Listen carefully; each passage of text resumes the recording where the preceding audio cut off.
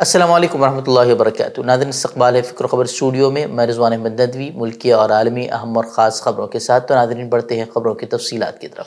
بنگلہ دیش میں سیاسی بدامنی کے درمیان صدر جمہوریہ محمد شہاب الدین نے ڈھاکہ کے بنگا بھون میں ایک میٹنگ کی صدارت کی۔ اس میں تینوں مسلح افواج کے سربراہان، مختلف سیاسی لیڈروں کے مختلف سیاسی پارٹیوں کے رہنماؤں اور سول سوسائٹی کے نمائندگان کے ساتھ عبوری حکومت کی تشکیل پر تبادلہ خیال کیا گیا ہے۔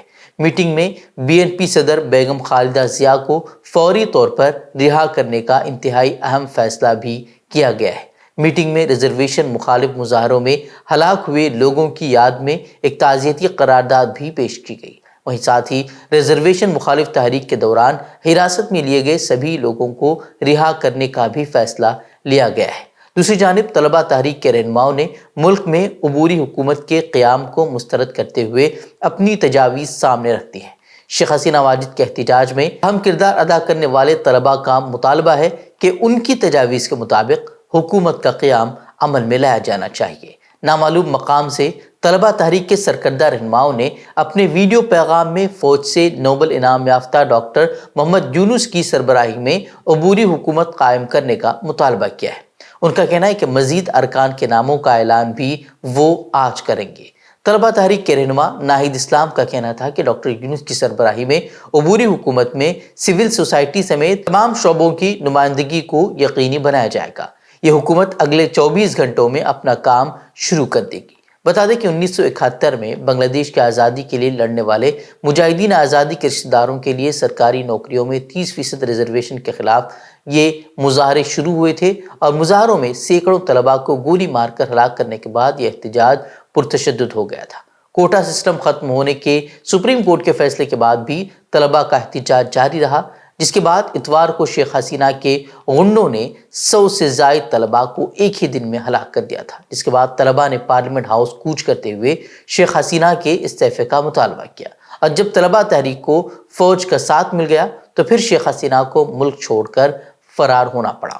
خبریں ہیں کہ اب شیخ حسینہ ہندوستان کے ہنڈن ایئر بیس پر ہیں، اور برطانیہ کی جانب سے انہیں پناہ دینے تک وہ ہندوستان میں ہی عارضی طور پر قیام کریں گی۔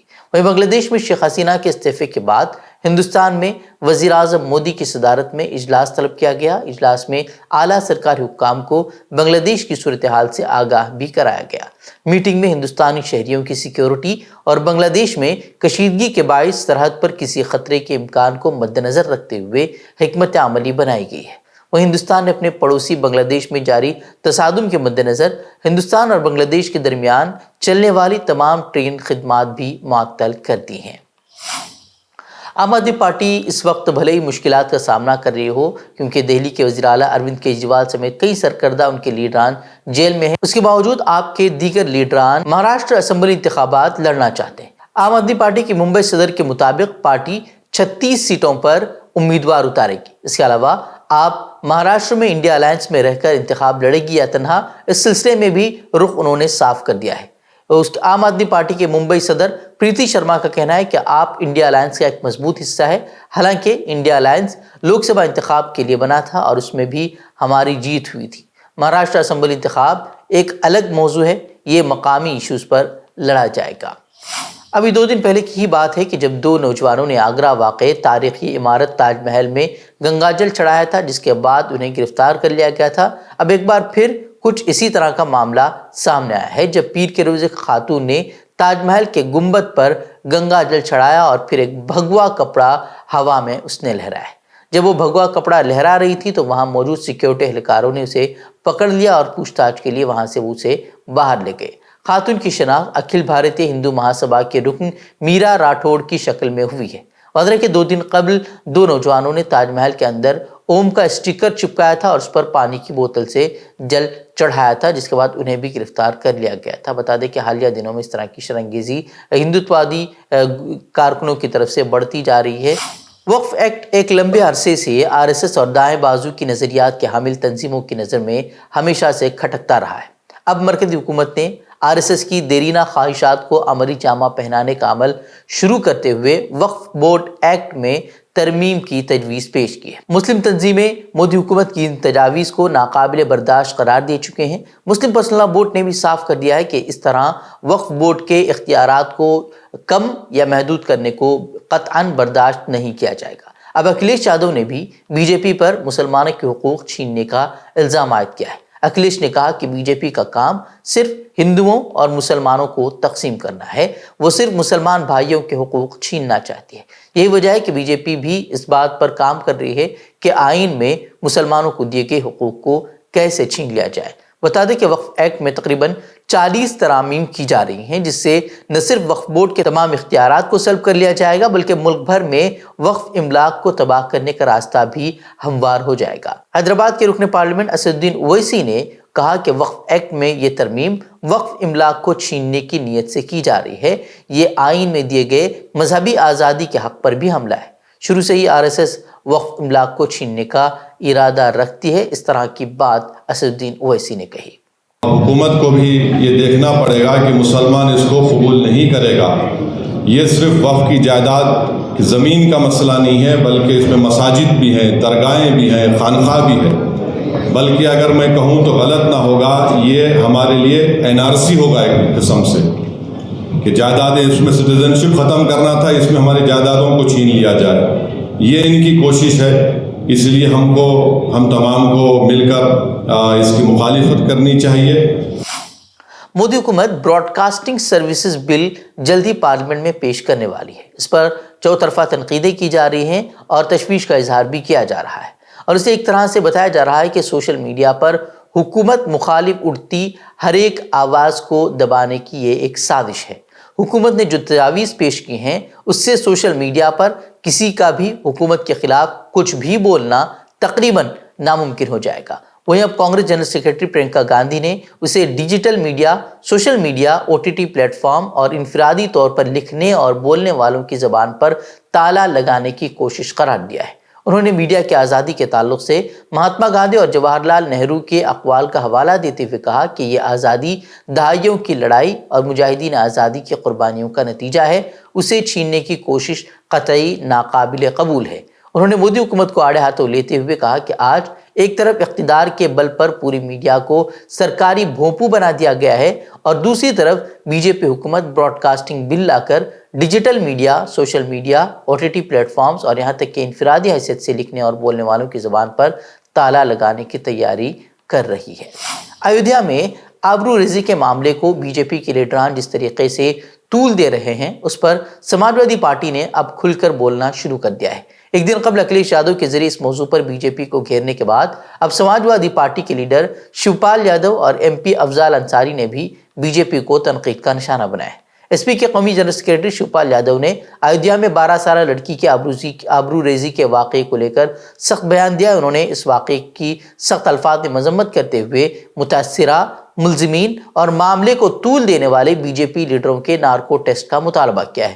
انہوں نے کہا کہ ایودھیا میں چونکہ ضمنی انتخابات ہونے والے ہیں، اس لیے اس معاملے کو ضرورت سے زیادہ بڑا کیا جا رہا ہے اور اس پر سرخیاں بٹوری جا رہی ہیں۔ شیوپال یادو نے کہا کہ وزیر اعلیٰ کا کسی ایک طبقے کو بدنام کرنا کسی بھی طور پر درست نہیں ہے، وہ کسی ایک خاص طبقے کے نہیں بلکہ پوری ریاست کے وزیر اعلیٰ ہیں۔ زیادتی کہیں بھی ہو، معاملہ کیسا بھی ہو اور اس میں ملوث کوئی بھی ہو، اس کے خلاف ایمانداری سے سخت انداز میں کارروائی ہونی چاہیے۔ آدمی اور اس کا ذات اور مذہب دیکھ کر کارروائی کسی بھی طرح سے مناسب نہیں ہے۔ خیال ہے کہ اس معاملے میں معید خان نامی جس شخص کو ملزم بنایا گیا ہے وہ سماجوادی پارٹی کا ایک لیڈر ہے۔ ملزم کے اہل خانہ اور اس کے قریبی ساتھیوں نے بھی اس الزام کو بے بنیاد قرار دیتے ہوئے اس معاملے میں نارکو ٹیسٹ کا مطالبہ کیا ہے، لیکن بی جے پی ملزم کو مجرم سمجھ کر اس کے خلاف سخت کارروائی پر آمادہ ہے۔ رکن پارلیمان افضال انصاری نے بھی بی جے پی کو آڑے ہاتھوں لیا۔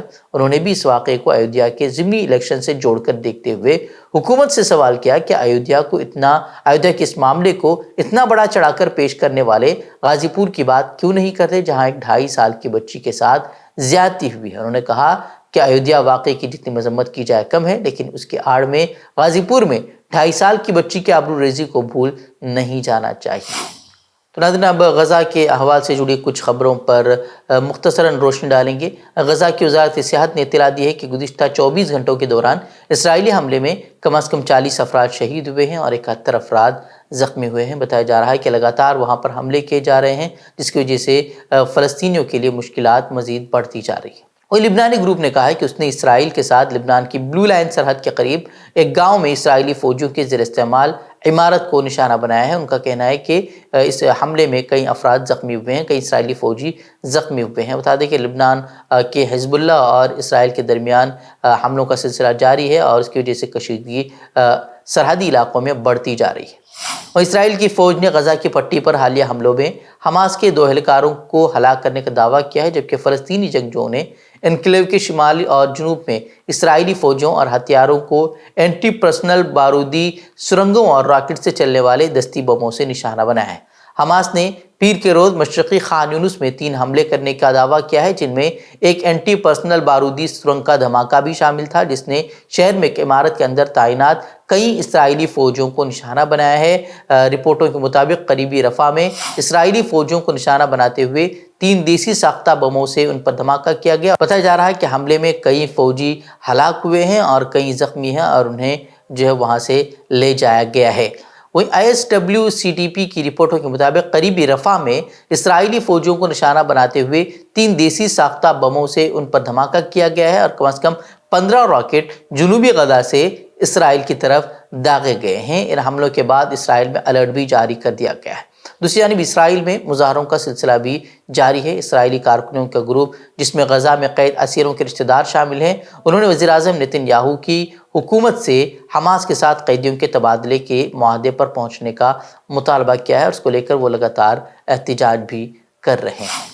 اور برطانیہ کے ساؤتھ پورٹ کے ایک کیمپ میں چاقو کے حملے میں 3 کمسن لڑکیوں کے قتل کے خلاف برطانیہ میں دائیں بازو کے گروہوں کی طرف سے پرتشدد ہنگامے جاری ہیں۔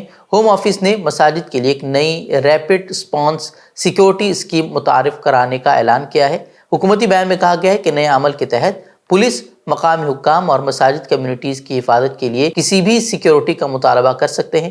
ساؤتھ پورٹ میں مسجد پر حملے کے بعد مساجد میں سیکیورٹی بڑھائی جا رہی ہے، کیونکہ مغربی لندن کے مسلمانوں کو بھی دائیں بازو کی جماعتوں کی جانب سے ریلیوں سے خبردار کیا گیا تھا۔ پولیس کی جانب سے مسلمانوں کا تحفظ کیا جا رہا ہے۔ تو ناظرین، خبروں میں سے خبروں کے لیے آپ ہمارے ویب سائٹ www.fikraboo.com پر طرف کر سکتے ہیں۔ ویڈیوز کے لیے ہمارے یوٹیوب چینل کو سبسکرائب کریں۔ تو ناظرین اجازت دیں، السلام علیکم ورحمۃ اللہ وبرکاتہ۔